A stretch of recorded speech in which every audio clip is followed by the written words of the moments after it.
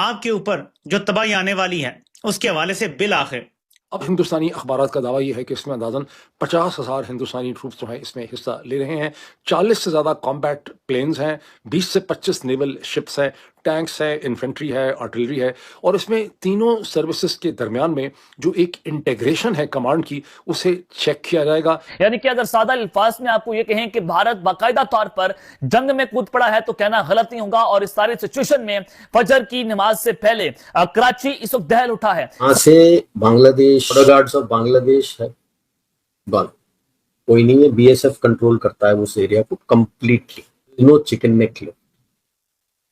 तो एक तो यूनुस का इसीलिए तड़प है, तो जब भी वो मैप बना के दिखा रहा है कि बांग्लादेश पूरा नॉर्थ ईस्ट है, पूरा ये है, क्या पता सही हो।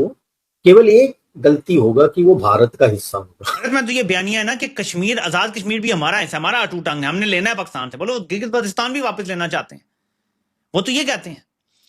तो मोदी है ना इतना तगड़ा, इतना स्ट्रॉन्ग, जो ये कर सकता है। और भारत ने जनाब नेवल फोर्सेस को हाई अलर्ट जारी कर दिया है। उनके ब्रह्मोस मिसाइल्स इस वक्त समंदरों में डिप्लॉय कर दिए गए हैं और बहरी बेड़े समंदर में उतार दिए गए हैं। 2 हफ्ते में करे, 6 हफ्ते में करे या 2 महीने में करे, मोदी से आप किसी भी वक्त एक अग्रेशन की दोबारा तवक्को रख सकते हैं। 1965 की 48 की जंग, 65 की जंग, 71 में पाकिस्तान 2 लख्त होता है बीच में। अगर मोदी साहब को लेना है ना नोबेल प्राइज, मैं तो एक दफा पहले भी कह चुका हूं, ट्रंप साहब को मिलता है कि, मैं बता रहा हूं ना, ट्रंप साहब को मिलता है कि नहीं, ये तो बात की बात है। वो तो जोर जबरदस्ती से ले भी लेंगे। जनाब 9 से 11 नवंबर तक क्या होने जा रहा है, ये हमलों की तारीख है। जब आपको मैं कह रहा हूं कि 9 से 11 नवंबर पाकिस्तान का क्या असर होगा। हम एक एटम बम को फेस कर रहे हैं इस टाइम। दोनों डरे हुए हैं, इस तरह से डरे हुए हैं कि उन्हें भी अब समझ में आ रहा है कि यार यूएस से बात करके तो झापड़ तो हमें पड़ेगा। नमस्कार दोस्तों, जय हिंद। भारत के दोनों पड़ोसी में भारत के एक्शन के बाद मातम छाया हुआ है। वही बांग्लादेश की यूनिट सरकार ने भारत के सामने घुटने टेक दिए हैं। दरअसल भारत ने अपने दोनों देश बांग्लादेश और पाकिस्तान बॉर्डर पर नोटम जारी किया हुआ है। यानी दोनों बॉर्डर पर भारतीय सैनिक युद्ध अभ्यास कर रहे हैं, जिसमें लगभग 80,000 से ज्यादा सेना भाग ले रहे हैं। जिसे देखने के बाद दोनों पड़ोसी देश डरे सहमे हुए हैं। और पाक मीडिया बोल रहा है कि भारत ने ब्रह्मोस मिसाइल कराची के नजदीक लगा दिया है और 9 से 11 के बीच कराची दहल उठेगा। वहीं दूसरी ओर यूनिट सरकार ने भारत पर बिल्कुल यूटर्न ले लिया है। दरअसल भारत से भगोड़ा घोषित कट्टरपंथी जाकिर नाइक बांग्लादेश में आने वाला था, जिसे यूनिट सरकार ने बुलाया था, जिसके बाद भारत ने विरोध किया था। उसके बाद ही बांग्लादेश ना माना, लेकिन जैसे ही भारत ने बांग्लादेश बॉर्डर पर नोटाम जारी किया तो तुरंत मोहम्मद यूनुस ने अपना फैसला बदल लिया और यूटर्न ले लिया। भारत ने चीन, भूटान, म्यांमार और बांग्लादेश बॉर्डर से लगे नॉर्थ ईस्ट क्षेत्र में 6 नवंबर से 15 जनवरी तक बड़े पैमाने पर भारतीय वायुसेना के अभ्यास के लिए नोटम जारी किया था। भारत ने जनाब नेवल फोर्सेस को हाई अलर्ट जारी कर दिया है। उनके ब्रह्मोस मिसाइल्स इस वक्त समंदरों में डिप्लॉय कर दिए गए हैं और बहरी बेड़े समंदर में उतार दिए गए हैं। यानी कि अगर सादा अल्फाज में आपको यह कहें कि भारत बाकायदा तौर पर जंग में कूद पड़ा है तो कहना गलत नहीं होगा। और इस सारी सिचुएशन में फजर की नमाज से पहले कराची इस वक्त दहल उठा है। समंदरों में जंग छिड़ने की इतलात हैं और कुछ इंटरनेशनल मीडिया और कुछ नक्शे इस वक्त जारी हुए हैं। की जानिब से भी ये कहा गया कि अब की बार जो ओपनिंग है वो भारतीय बहरिया करेगी या नेवी फोर्सेस करेंगे और हमला करना है कराची के मुकाम पर सरकरीक के ऊपर। दूसरी इंपॉर्टेंट बात कि राजनाथ सिंह ने भी अपनी भारतीय नेवी के ऑफिसर से जब खिताब किया, उन्होंने कहा कि पिछले ऑपरेशन सिंदूर में आपको मौका नहीं मिला था, अब की बार आपको मौका दिया जाएगा और आपने पाकिस्तान पर अटैक करना है। और अब जो इनकी थ्रोशल एक्सरसाइजेस हो रही हैं उस पर भी ये 70% इनकी जो फोर्सेज हैं वो रात को एक्सरसाइजेस कर रही हैं और 30% डे लाइट में की जा रही हैं कि रात के अंधेरे में भारत ने हमले करने का प्लान कर रखा था। तो इस सारी सिचुएशन के अंदर इंडिया ने जनाब नोटम जारी किए रोजाना की बुनियाद पर, रोजाना। हालांकि ये जो नोटम्स हैं ये बड़े अनयूजुअल इस जारी हो रहे हैं कि हर रोज ये नोटम चेंज करते हैं, हर रोज हदूद को बढ़ाते हैं, हर रोज तारीख बढ़ाकर, टाइम बढ़ाकर ये कुछ साबित करना चाहते हैं।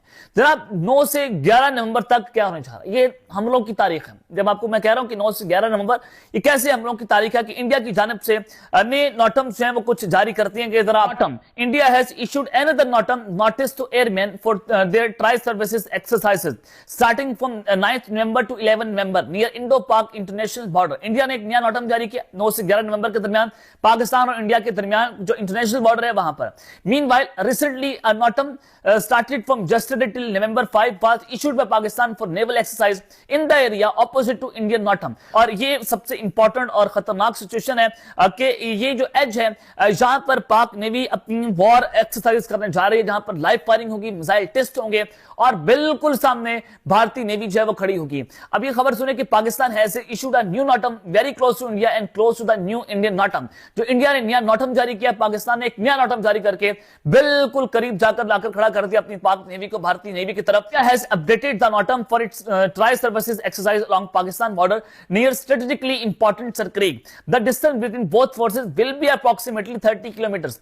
पाकिस्तान और भारतीय नेवी के दरमियान जो डिस्टेंस है तकरीबन अब 30 किलोमीटर का रह गया है, जब सर क्रीक पर इंडिया ने नया नॉटम जारी कर दिया है। और इन नया नॉटम जारी करके उससे जो फजाई हदूद और समुद्री हदूद है वो आगे कर दी है और वहां पर वॉर एक्सरसाइज करेगा। और ये 30 किलोमीटर का फासला, और आप अंदाजा करें कि सूरत हाल किस कदर जाकर जंग के करीब जाकर खड़ी हो गई है। Joint chief of staff committee वो अपने दौरे पर गए इंडिया और वो अपना दौरा मुकम्मल करते हैं। वहां पर डिफेंस कॉर्पोरेशन पर बात हुई और अब जो पाक बहरिया के नेवल चीफ हैं उनकी जानिब से 4 रोज का दौरा बांग्लादेश का किया जा रहा है।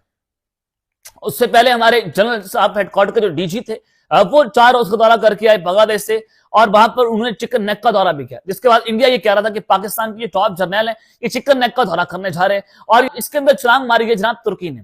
और पाकिस्तान जो है वो मिलिट्री रिसोर्सेज इस्तेमाल कर सकता है बांग्लादेश के, बांग्लादेश मिलिट्री रिसोर्सेज इस्तेमाल कर सकता है पाकिस्तान के। ये भी एक हमारा डिफेंस अलायंस जो है होने जा रहा है और टर्की भी अब इसके अंदर एंटर हुआ है और अब तुर्की पाकिस्तान की मदद को आएगा। और आप जानते हैं हमारी डिफेंस कॉम्पिटिशन तुर्की के साथ भी बहुत अच्छी है, मिसाइल और फिर दिगर जो टेक्नोलॉजी है उसका भी जो है वो हम एक्सचेंज करते रहते हैं। तो लिहाजा अब भारत के लिए ये खौफनाक तरीन सूरत हाल बनती हुई दिखाई दे रही है कि इस खत्ते के अंदर जितने भी ममालिक हैं, चाहे वो बांग्लादेश हो, चाहे वो तुर्किया हो, चाहे वो चाइना हो या फिर पाकिस्तान, ये अब एक अलायंस के तौर पर सामने आए हैं। और ये है कि वहां से Bangladesh border guards of Bangladesh है बंद, कोई नहीं है, बीएसएफ कंट्रोल करता है उस एरिया को कंप्लीटली।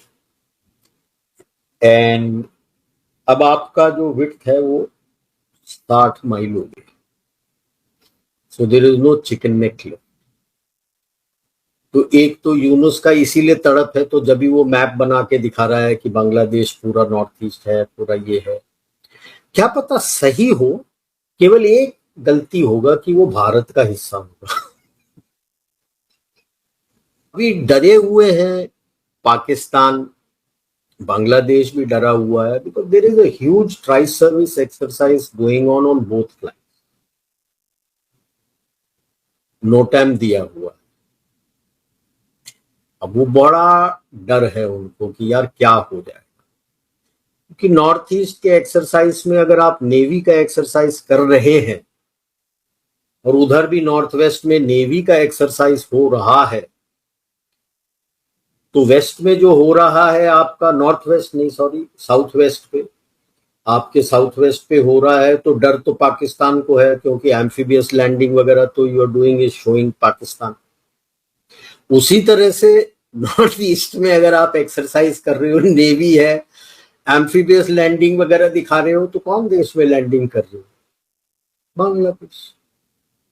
दोनों डरे हुए हैं, इस तरह से डरे हुए हैं कि उन्हें भी अब समझ में आ रहा है कि यार यूएस से बात करके तो झापड़ तो हमें पड़ेगा। अब जो पाकिस्तान का शिप गया हुआ है कर क्या लेगा, जाए यार। यानी ऐसे डरे हुए थे जब ऑप सिंदूर चला हुआ था, उसकी पाकिस्तान नेवी ऐसा डरा हुआ था, कराची एयरपोर्ट से बाहर, कराची पोर्ट से बाहर नहीं निकला। जो बाहर थे सब दुबक के कराची पोर्ट में बैठे थे थ्रू आउट दैट 88 आवर्स। और 2 जो उनके सबमरीन इफेक्टिव हैं, एक फ्रेंच सबमरीन है डॉल्फिन 70 एंड 90, वो तो ग्वादर में जो चीनी साइड का पोर्ट है वहां पे दुबक के बैठे रहे, बाहर नहीं निकले।